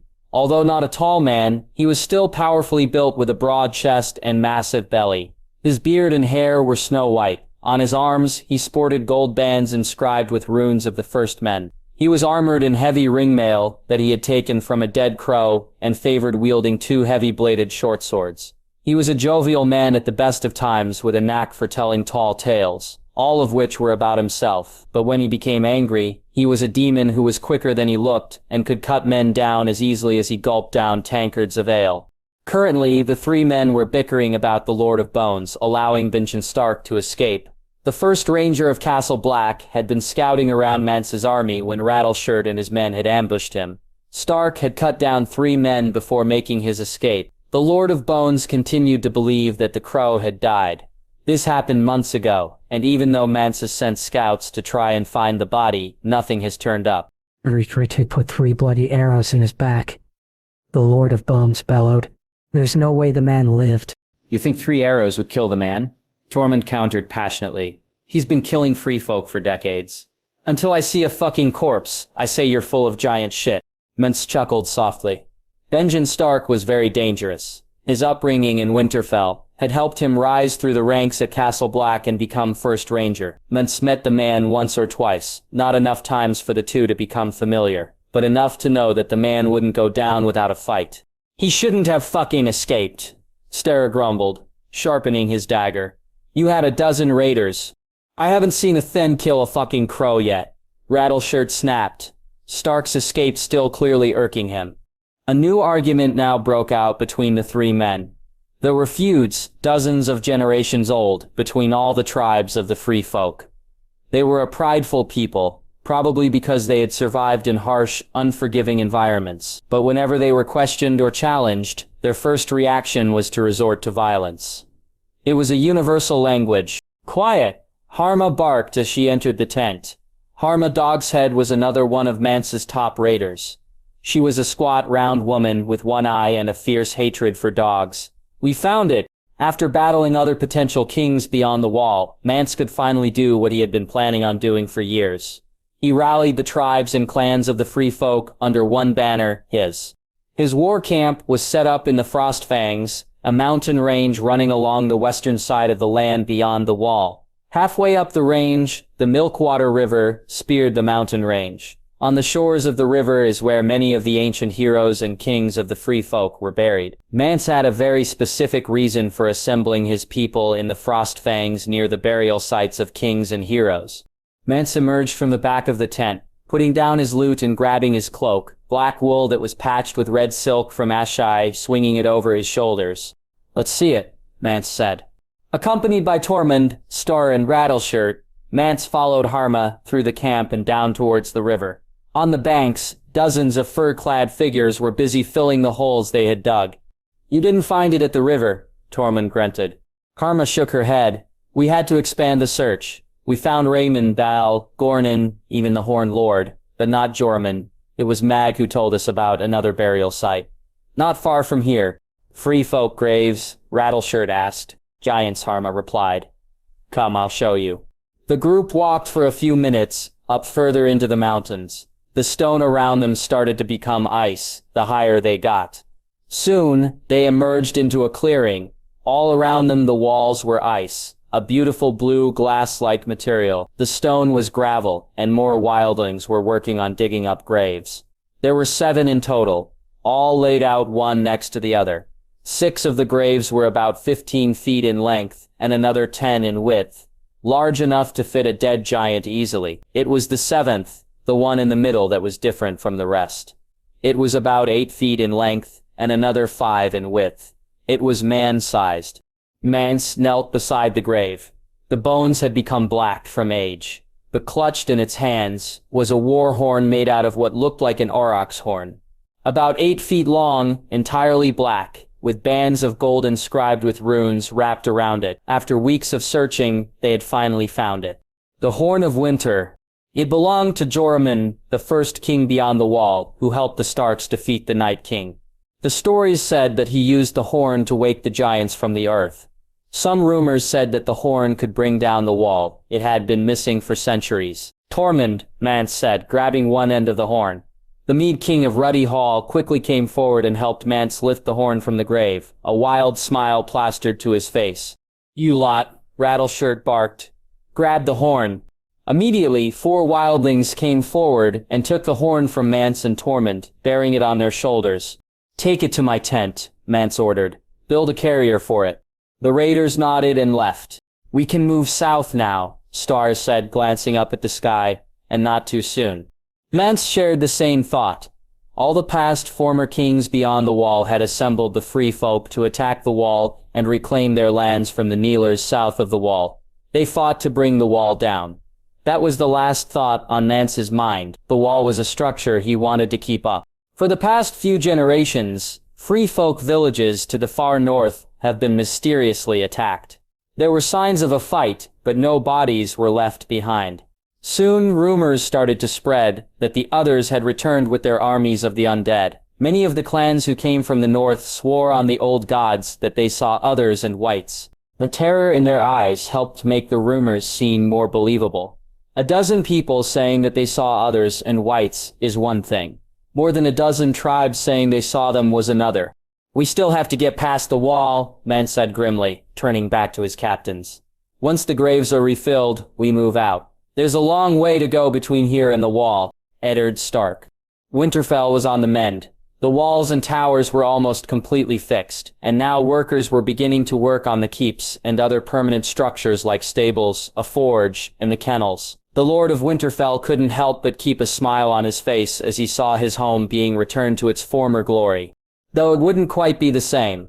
There were still so many of Ned's old friends dead or gone. Mekken, Holen, Farlin, and Ser Roderick had been killed by the Ironborn. Luwin died on the road to Last Hearth. Jory in King's Landing. In war there was death. Ned knew that, but he couldn't help but feel that all their deaths were his fault. All because of his terrible time in the south. Now, new faces resided in Winterfell. The Citadel had sent a new maester, a man by the name of Byron. He was around 30, with shaggy brown hair and a full beard that would make the Greatson duly impressed. He was quiet, but an extremely polite person who had a knack for numbers. The Citadel swore that Byron was more than up to the task of replacing Luwin. Ned could only hope. Catelyn had taken care of finding a blacksmith, a kennel master, a stable master, a cook, and most of the new castle staff. Ned had wondered how his wife had been able to throw herself immediately back into running the household, but she had admitted to him one night that it was her way of moving forward after the death and hardship she dealt with during the war. The two positions that Ned had replaced, personally, were Master-at-Arms and Captain of the Guard. Eddard Stark, Rickard's son, had fallen for Jeyne Poole, the daughter of Ned's late steward Vaon. The girl was battered from her time in King's Landing, having been trained to be a whore by Petyr Baelish, but she and young Eddard had struck up a miraculous sort of love. House Poole was a small house in the north, with no land to speak of. But Rickard Stark had agreed to the match as long as Ned gave his son a position in Winterfell. Out of respect for Jeyne's father, Ned had given Eddard Stark the position of Captain of the Guard. The position of Master-at-Arms was filled by Sir Michael Redfort, the youngest son of the late Lord Redfort. Michael knew that he had no chance of ruling Redfort with 3 brothers in front of him. So, after the Battle of King's Landing, he asked Ned if there was a position for him in the north. Ned had immediately agreed, and now the young knight and his wife, Yoan's daughter Rhaenyra, resided in Winterfell with Rickon as Mysel's first and newest pupil. "You are quiet this morning," Kat said, slipping her arm through her husband's as they looked out over the courtyard, watching the builders work. "Is all well?" Ned nodded. "I'm fine. Just memories." Kat didn't have to ask what he meant. They had this conversation long ago. "There's a raven from Robb," Kat said quietly, changing the subject. "He says that the watch needs help." Nodded. "I know. I received a message from Lord Commander Thorne yesterday. Byron sent ravens to Grayton, Rickard and Dacey yesterday, telling them to be vigilant." "How bad is the situation?" "Bad," Ned answered grimly. "The host of wildlings north of the wall is large. Thorne thinks it's larger than 40,000. How many men can the North raise?" Kat asked worriedly. 10,000 if we're lucky, Ned said, shaking his head. "The men just fought a war in the south, and it cost them most of their harvest. The people of the north don't want to go to war again." "Robb said he's asked Jon to learn more about the situation," Kat said. "Should I send word to my brother or Sansa?" Ned shook his head. "No, Robb knows of the situation, and will rally the southern lords when he feels it is time. Let's wait and see what Jon finds out. God's willing, there might be a peaceful solution to all of this." "There is," Osha said from behind the nobles. "I'm sorry, my lord." "My lady, but I overheard you talking." "Usha," Ned greeted politely. He was skeptical of the woman when he had first met her, but after a year, he was finding that he could trust her more and more. She was still Rickon's sworn sword and had taken the role of a nanny older sister for the boy that Ned found strange, but effective. "Perhaps you could shed more light on the situation," Kat offered. The wildling nodded, crossing her arms and leaning against the railing. "The free folk are fleeing south. This is not like the past where kings beyond the wall are coming to conquer. Mance Rayder is leading the free folk south, because the wall will protect them." "What do you mean?" Ned asked, confused. "Why are they fleeing south?" Yasha hesitated, then seemed to find her nerve. "When I was a child, I heard stories that villages in the far north, near the lands of always winter, would be destroyed, and the inhabitants disappeared. Their bodies gone, then rumors started to fly that the others had returned, them and their armies of whites." "The others are a myth," Ned said, crossing his arms. Osha shook her head. "I came south to get away from the others, my lord. Why else would I climb the bloody wall? I left behind friends and family to come here." Osha's tone had gone from peaceful to dangerous, very quickly. It was obvious that she didn't like that Ned wasn't taking the situation seriously. To her, the threat of the others and their armies of the undead were very real. Ned held up a hand to calm the woman. "Very well. What proof do you have of this?" Osha shook her head. "None, my lord. Just rumors, but Mance had more than 40,000 with him. I'd wager he's got close to 100,000. I reckon you'd be able to find hundreds with him who have seen the others or their minions. After seeing men take control of bears and wolves, see others predict the future that comes true. After seeing giants, the others don't seem so far-fetched." Ned and Osha gazed at each other. During her rant, the woman had straightened her back till it looked like she had a spear strapped to it. Her shoulders were pushed back and there was a proud tilt in her chin. Her eyes blazed with anger because she thought Ned thought she was a liar. In the south, people could lie as easily as they breathe. It came naturally to men like Baelish and Varys. In the north, things were different. There was no need for lying. Lying about how much food or supplies you had got you killed. Osha wasn't lying. "You said that this Mance is coming south with an army of wildlings," Ned started. Free folk, Usha barked. Ned glared at her, making sure the message got through loud and clear. She would not speak to him like that. Osha got the message and gave an apologetic nod. Mance is coming south with an army of free folk, Ned said again, using her preferred term. He wants the protection of the wall. Osha nodded. North of the wall, the free folk will be slaughtered and added to the other's army. They don't want to fight the Night's Watch, but they will if it means they get south of the wall.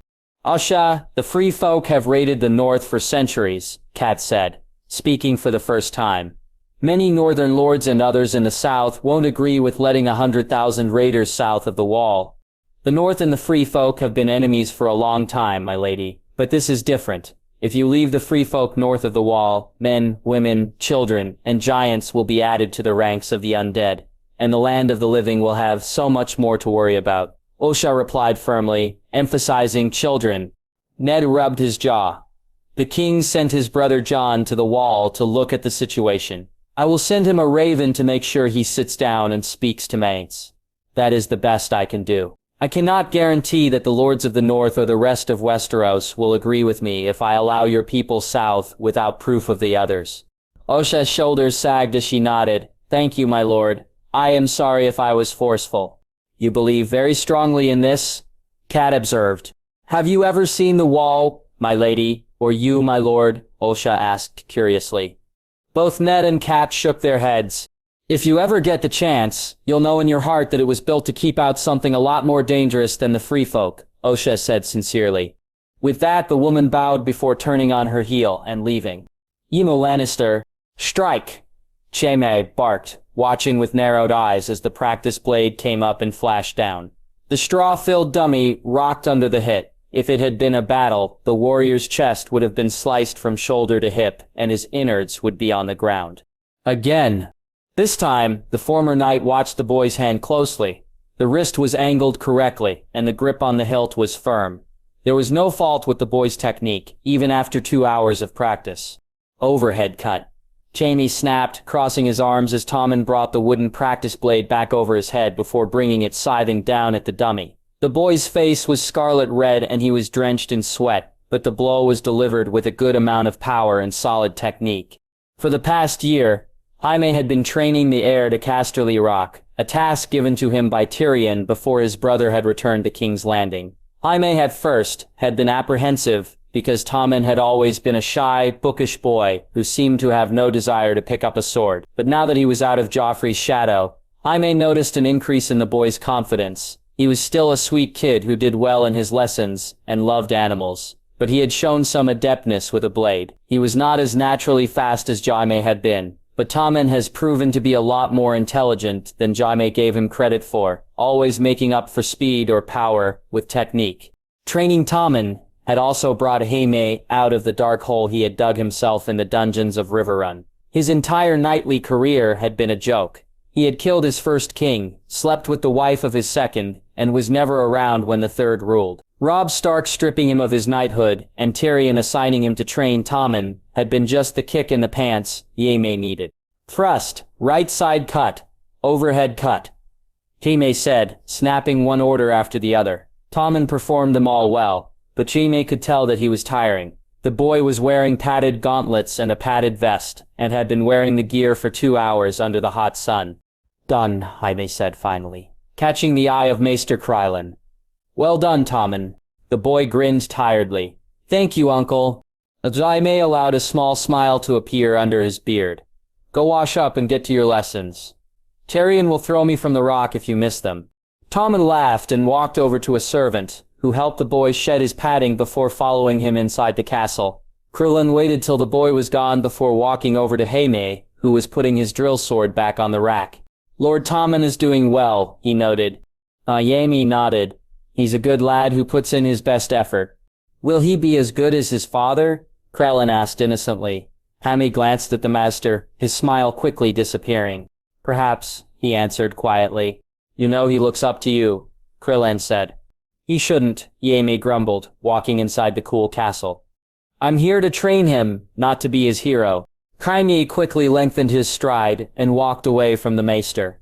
All of the servants and guards within the rock always gave Jaime a sideways glance.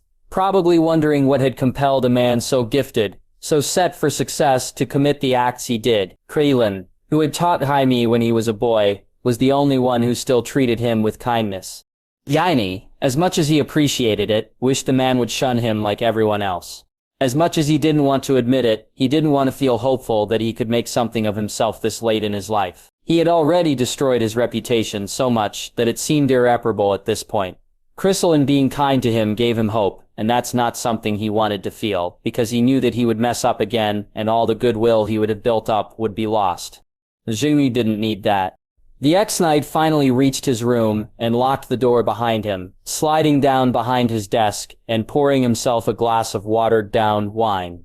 There was one letter on his desk, and it was too large to be a Raven message. The wax seal was red with the insignia of a hand. I hope all is well. Things in the capital are fine. Stark is still managing to surprise me, which I'm not sure if I like or not. I'm now starting to expect His Grace to pull miracles from his ass. Pretty soon I might be disappointed. I am very pleased to hear how well Tommen is doing. I was talking with the Queen and she offered to bring Tommen here to King's Landing for a fortnight to work with the Blackfish. She said that you may join him if you wish. She understands if you decline. If you do agree to come, know that there will be some rules that must be followed. I wish you would write more to me about how you are doing. I understand that life at the Rock can be a little dull without me, but I want to make sure that you are not thinking about throwing yourself from the ramparts. Excuse my bluntness, but House Lannister has already been thinned so much, and I would hate to lose one more. I love you always, Jaime. Your brother? Tyrion. Jaime put down the letter and slid it into the drawer, where he kept the rest of Tyrion's letters. So far, he had received 8, 1 for every month. Tyrion had been in King's Landing. Jaime has replied to each, his letters filled with glowing reports about Tommen and anything happening at the Rock. He rarely, if ever, mentioned how he was doing. Tyrion had been the one to speak with Stark about giving Jaime another chance at life.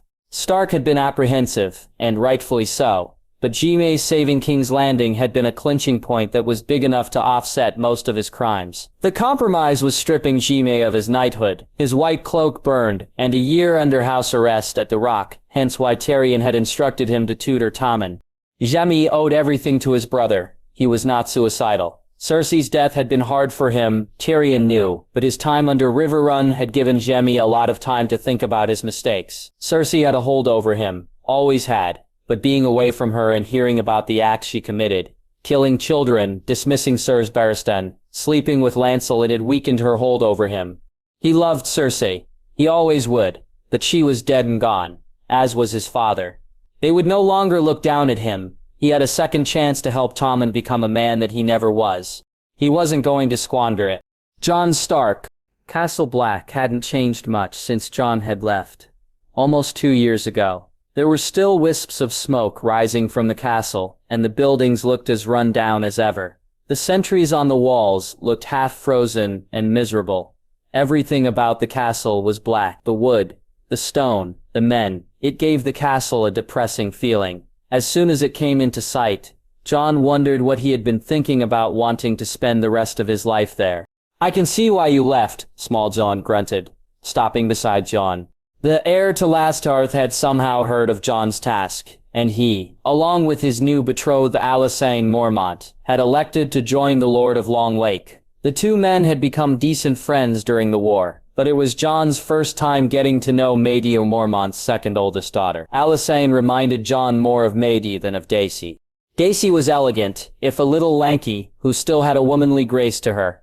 Alysanne was shorter with more muscle and not a lot of beauty. She, like Maedie, was extraordinarily blunt and gruff, which Jon was used to after spending so much time with her late mother during the campaign against the Boltons in the north. Like all Mormont women, she wore leather and ringmail and wielded a weapon. While Daisy preferred a mace, Alysanne had a hand-and-a-half sword slung across her back, its pommel decorated with a roaring bear head. The first night all three had camped, Alysanne had shown the sword to Jon, explaining that it was a Valyrian steel sword called Longclaw. It belonged to Lord Commander Jor before his untimely death.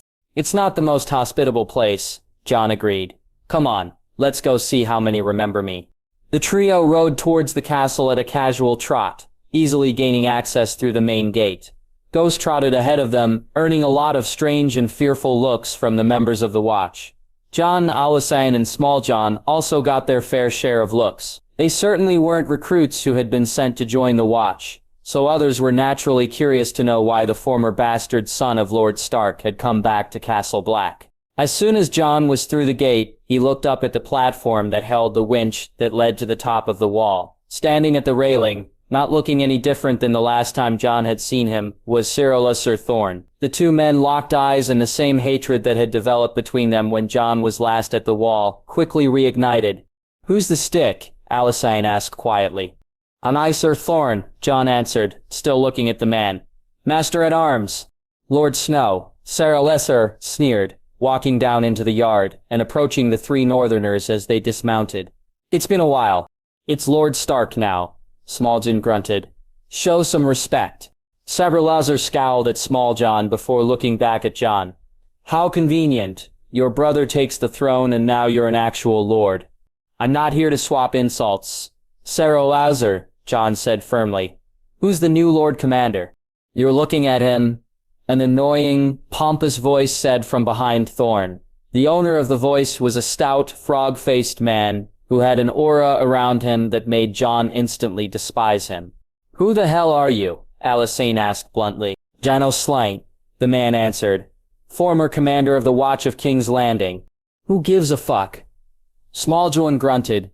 "So shut it until you have something useful to say." Janos Slint turned red with anger, a hand drifting towards his sword. But Small Jon saw the action and glared at the man. The heir to Lastarth towered over Slint, and all it took was the glare. "Congratulations, Sir, Jon said, trying to sound sincere. "My brother sent me to see how bad the situation here was." "You mean the wildling host?" Thorne asked. Jon nodded. "Is there somewhere private where we can talk?" Thorne's sneer lessened slightly before motioning for Jon and his companions to follow him. "Come on." Jon, Small Jon, and Alysanne followed Alysanne and Slint into the castle and towards the Lord Commander's solar. It was a decent-sized room that was mostly dominated by a single desk, with a single chair behind it and in front of it. Other than those three items, all that was left was a small table holding a pitcher of ale, as well as a platter of bread and a small bowl of salt. Thorne took his seat behind the desk, Janos instantly appearing right behind him, a smug, arrogant look on his face. "The king has been made aware of the situation here," Jon said, starting the conversation as soon as he sat down, his friend standing just behind him. "Now I need specifics." Thorne shook his head. "All we know is that they're assembling in the Frost Fangs along the Milkwater River, about 20 leagues to the northwest of here. We don't know the exact size of their host." "Give me an estimate," Jon said. 50,000, maybe more, Thorne answered grimly. "Fuck me," Small Jon grunted from behind Jon. "How many men do you have?" "Between here, the Shadow Tower, and Eastwatch by the Sea, about 1,000, Thorne answered. "The prisoners of war in the south helped replenish our numbers." Jon nodded. "What happened to Lord Commander Mormont?" "I know he died, but how?" "The old fool was assassinated by a wildling." Slint grunted. "Watch your tongue," Alysanne growled, grabbing Longclaw. "That's my uncle you speak of." "Apologize, Slint," Thorne said, not looking at the man. Janos looked between Thorne and Alysanne before clearing his throat, looking a little embarrassed and angered. "I'm sorry, my lady." "Damn right," Alysanne grumbled. "Say something like again, and our swords will cross."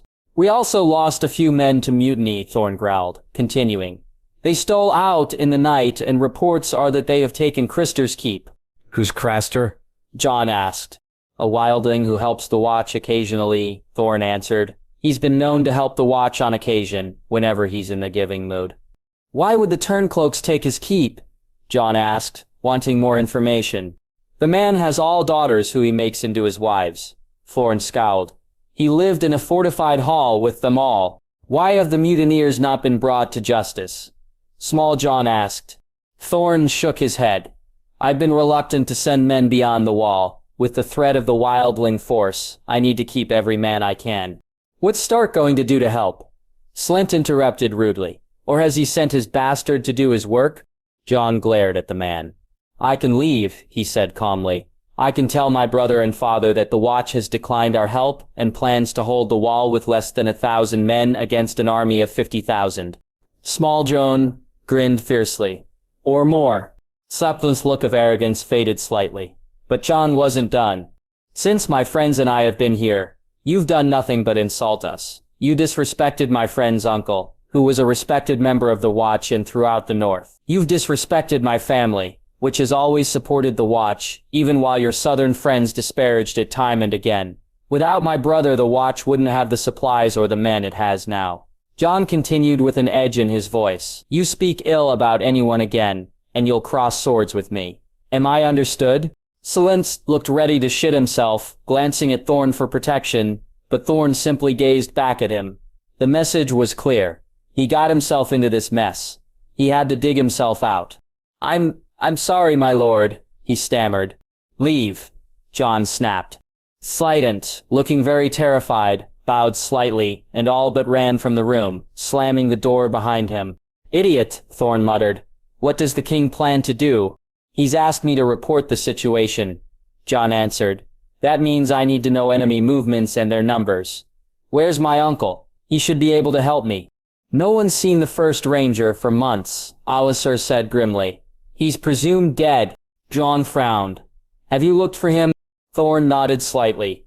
He was tracking a band of wildlings that were heading towards the Frostfangs, but somewhere between the Fist and the mountains is where we lost him. Jon held his anger and sadness in check. You think he's dead? Thorne nodded again. Your uncle was the best ranger we had, but he's been gone for months, unless he's a prisoner of the wildlings, who hate the man and would gladly see him dead. He's probably dead. Jon sighed in annoyance. Very well. What preparations have you made to repel the wildling host? We have reserves of arrows, boulders and scorpion bolts. The gate under the wall has been strengthened, but there's not much else we can do. What we need are men, Thorne answered honestly. Jon nodded, standing up. I'll see what I can do. Is Maester Aemon here? He's in his quarters, Thorne answered, looking a little confused. Jon bowed slightly. Thank you, he said, walking out. Before Jon left, he looked back over his shoulder. Sarah Lazar, we don't like each other, but I am here to help. Line break. Jon had left his friends to find their rooms so that he could speak privately with the old maester. Jon knew so much more than the last time the two men had spoken. He knew the sword Robb now carried. He knew about his father and mother. He knew who he was, even though he was still trying to figure out who he was meant to be. Jon slowly entered the room, allowing his eyes to become accustomed to the gloom. Maester Aemon was leaning back in his chair as his steward read quietly to him. He went quiet when he saw Jon. Who are you? He asked. Jon Snow. Maester, Aemon answered. Jon smiled slightly. Hello, Maester Aemon. Leave us, Chet, Aemon said, laying a weak hand on the steward's forearm. Chet bowed slightly, closed the book, and left, leaving Aemon and Jon alone.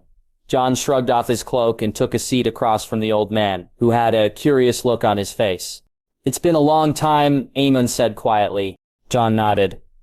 My brother sent me to see how bad things were. It has been a long time since we've had a king who cared about the wall. We've never had a northerner sit on the Iron Throne. We almost did. I believe your father was the first to enter the Red Keep after Sir Jaime slew Eris. Aaron said. My uncle, Jon corrected. Aemon raised an eyebrow. So you know that? Jon nodded. I've been told. How do you know? A little lizard from the neck told me, Aemon said with a wheezing chuckle. That's why I gave you the sword. Howland was the one who told me as well, Jon replied. Samuel and I were traveling south to join my brother and he approached us as we rode down the King's Road. He took us to Greywater Watch and told us the tale. So what are you called now? Aemon asked. Eddard Stark, Jon said. Lord Stark gave me a small keep along the shore of Long Lake. So you have chosen your mother's side. Aemon mused. Jon hesitated. My father is Eddard Stark. I do not know my mother. Aemon looked surprised, then nodded, realizing what Jon was getting at. Ah, I see. It seems that there is only one Targaryen left in the world once again. Daenerys is the remaining member of House Targaryen, Jon confirmed. I believe our new king spared her life and granted her Dragonstone, Aemon said. He began his reign by sparing his enemy. Daenerys wasn't his enemy, Jon said. Those on her side acted without her knowledge and she defended herself. She wanted peace as much as Robb did. Aemon nodded, his hand feeling around the desk until he found what he was looking for. He handed the Raven scroll to Jon, who took it and unrolled it. It was from his father. Dawn. Wildlings have reason. Meet with Mance Rayder. Find peace. Eddard Stark. Jon looked confused. My father wants me to make peace with the wildlings. He said they have a reason. A reason for what? A reason for coming south, Aemon answered. But you will not get the answer you seek until you talk with Mance Rayder. Jon nodded slowly. So it seems. Benjen Stark. Benjen felt relieved to finally be heading home. According to both Bloodraven and Bran, there was nothing else for Bran to learn, at least nothing that the three-eyed crow could teach him. Neither Benjen nor Meera understood what the two had been talking about, but they had accepted the decision and were ready to travel south as fast as possible. They were aware of the threat to the north and wanted nothing more than to get on the other side of the wall. The only person who didn't seem excited to be heading south was Meera's brother, Jojen. He was an odd lad who was close and very protective of Bran. Bran's sled had been laden with food, and Cold Hands had even found a horse to pull it. The children had gifted Benjen and Meera with weapons tipped with dragonglass. Benjen had a dagger and a spear was given to Meera, along with a dozen arrows. Leaf promised that, should they ever come across another, they should use the weapons tipped with frozen fire. The first ranger ducked into the cave, where Bloodraven and Bran were in the middle of one of their lessons. Both their eyes were milky white, which had worried Benjen at first, but now he was used to it. In the corner of the cave, Jalzin sat huddled next to Hodor, both of whom were covered in furs. It seems you must go, Bloodraven wheezed, his eyes returning to normal, as he turned them on the ranger. Benjen nodded. It is time. Hodor, grab Bran. Wait outside. The massive simpleton nodded a lot and scooped up Benjen's nephew as easily as if he were an article of clothing or a book. With Jojen shadowing the giant, the three left the cave, leaving Benjen alone with the three-eyed crow. What will happen to you? Benjen asked. Bloodraven gave Benjen a ghost of a smile. I am old. I will die. A grim smile twitched at the edge of Benjen's smile. It was exactly the sort of joke you would expect from a brother of the Night's Watch, or at least a former member. Is there anything we should know before we leave? You must move quickly, Bloodraven advised. Here, you are protected by the gods. They shroud you from the eyes of the enemy. Once you pass beyond the edge of the lake, they will be made aware of your presence, and will send their minions after you, if not one of their own. You mean the others? Benjen said. The crippled wolf knows much, Bloodraven said. They have reason to fear him. He now has the ability of flight, and they will clip his wings if they can. He must be protected at all costs. They fear Bran, Benjen said. Not sure if he heard the old man correctly. Sometimes the mind is more dangerous than the blade, Bloodraven said tiredly. I will do my best to protect you, to draw the enemy away, but I am not sure if they will fall for my tricks. The boy's power has grown mightily, and they will be drawn to it. Benjen laid a reassuring hand on the new dagger he wore at his side. He will be protected. I swear it. At all costs, Bloodraven repeated. Now go, Ben Stark, and be swift. The new three-eyed crow must get south. I thought, Benjen started. Just as the title of Lord passes from father to son, my title has passed to your nephew, Bloodraven explained. Benjen nodded. Very well, thank you for your protection and guidance. Be swift, First Ranger, and see the crippled wolf south of the wall, Bloodraven said again.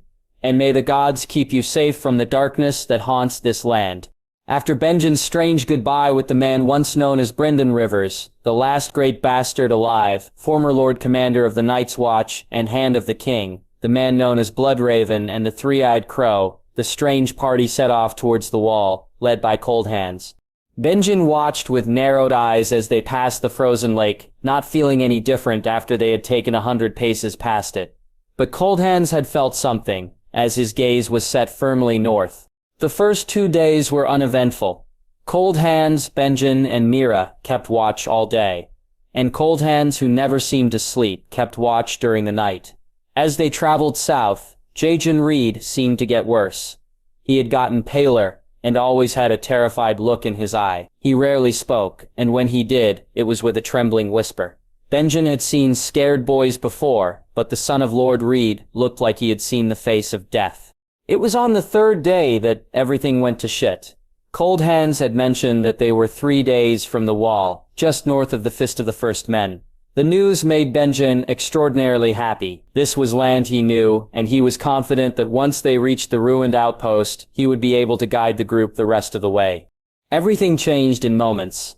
The temperature dropped to a point that Benjen thought that his blood would freeze in his veins. Although it was not a sunny day, the world seemed to go dark, as if the sun behind the clouds had been turned off. The wind picked up and swirled snow all around them, creating a frozen haze.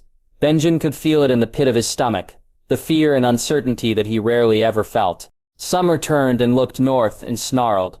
He, like the rest of them, sensed danger. "They're here," Cold Hands growled, drawing his sword. "Protect the three-eyed crow." Benjen and Mira both placed themselves in front of Bran and Jojen. Hodor's eyes turned the same milky white that Bran's were as he stepped forward, the large branch he used as a walking stick held like a club in both hands. Cold Hands' elk threw its head back and whined, clearly wanting to run away from the danger it sensed. The horse pulling Bran's sled would have run away, but Jojen had a firm hand on the creature, though he was visibly frightened and shaking where he stood. Just like the change around them, the enemy's appearance was sudden and nothing short of terrifying. 1 second the woods were silent and empty. The next, skeletal beings burst forth, crude, rusty weapons in their hands and blue, glowing eyes in their skulls. Benjen froze for just a second. He had seen dead bodies before, but the snapping teeth and black, decaying bones were enough to make any man doubt his courage. "Into them!" Cold Hands roared, charging the enemy. Together Benjen, Mira, and a possessed Hodor held off the wave of undead. Benjen tried not to focus on what he was fighting, only that it was trying to kill him, and that he needed to kill it first. "Cut off their heads," Cold Hands called. "Dismember them. They do not die like normal beings." After a few more moments of fighting, the ranks of undead finally thinned, and there were fewer and fewer to fight. Cold Hands finished off the last one, hacking off the creature's arms before taking its head as well. Benjen leaned on his sword. It had taken more effort to dismember the blood things. With a mortal man, he didn't need to die to take him out of a fight.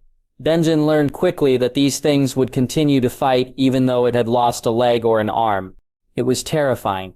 "Well done," Cold Hands said, approaching Benjen as Mira checked on Bran. "We need to take the head of one of these south with us." Benjen nodded. "It's the proof we need." Their conversation was cut short by a cry followed by a grunt of pain. "Mira." Both Cold Hands and Benjen turned to find another white, who had appeared out of nowhere, its dagger shoved through Jojen's chest. If the young lordling hadn't been there, then Mira would have died. Her back was turned and she never saw the creature. Benjen quickly cut down the white, its blue eyes going dark, as Mira sunk to the ground, cradling her brother's lifeless body. Tears streamed uncaringly down her cheeks, cutting trails through the snow and frost that covered her face. Benjen kneeled next to the girl, putting a comforting hand on her shoulder. Even Hodor, no longer possessed by Bran, whimpered. "Hodor," he said sadly. "He saved my life." Mira sniffled. "He knew he would die here. It's a hard land." Benjen tried to explain, but Mira shook her head, looking up at Benjen. "He had green dreams," Mira explained bitterly. "It's what led us to Winterfell and Bran. He knew he would die today. That's why he was afraid," Benjen said, realizing why the boy had been so scared the last few days. He knew that he had been moving closer and closer to his death. "Yes," Mira cried softly, putting her forehead against her brother's. "We need to burn him," Cold Hands said sadly, cutting into the conversation, "or else he'll become one of them." It took an hour to collect enough wood and create an area where the body could be burned. Summer and Hodor protected Bran while Cold Hands, Mira, and Benjen worked. Finally, a pyre had been built, and Jojen's body, covered by his green cloak, had been laid in the middle. To make sure that the pyre burned, Cold Hands produced jars of oil, pouring half of them on the wood and body before placing the rest inside the structure. When that was done, he placed his hands over the boy's body and muttered a few words under his breath before stepping back, nodding to Benjen. "Do it," he ordered. The first ranger stepped forward and used his flint and steel to get a spark. Once it caught the oil-soaked wood, it wasn't long before the pyre was engulfed in flames. The small, odd group stood around the pyre, watching the fire. Benjen kept an arm around Mira, who tried her best not to break down in tears.